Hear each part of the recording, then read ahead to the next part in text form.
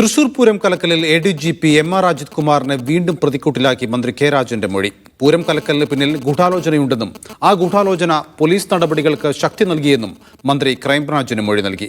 പ്രശ്നമുണ്ടായ ശേഷം തുടർച്ചയായി വിളിച്ചിട്ടും അജിത് കുമാർ ഫോൺ എടുത്തില്ലെന്നും ഈ മൊഴിയിലുണ്ട്.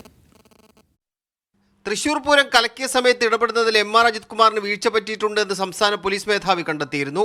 കർത്തവ്യലംഘനം നടത്തിയ അജിത് കുമാറിനെതിരെ നടപടി വേണമെന്ന് ആഭ്യന്തര സെക്രട്ടറി മുഖ്യമന്ത്രിക്ക് റിപ്പോർട്ട് നൽകുകയും ചെയ്തു. ഇതിന് പിന്നാലെയാണ് സർക്കാർ നിയോഗിച്ച പൂരം കലക്കൽ അന്വേഷണ സംഘം മന്ത്രി കെ രാജന്റെ മൊഴി വീണ്ടും രേഖപ്പെടുത്തിയത്. അജിത് കുമാറിനെതിരെ മൊഴിയിൽ ഉറച്ചു നിൽക്കുകയാണ് മന്ത്രി കെ രാജൻ. പൂരത്തിൽ പ്രശ്നങ്ങളുണ്ടാകുമെന്ന് അജിത് കുമാറിന് നേരത്തെ മുന്നറിയിപ്പ് നൽകിയിരുന്നു. പ്രശ്നമുണ്ടായ ശേഷം തുടർച്ചയായി വിളിച്ചിട്ട് അജിത് കുമാർ ഫോൺ എടുത്തില്ല.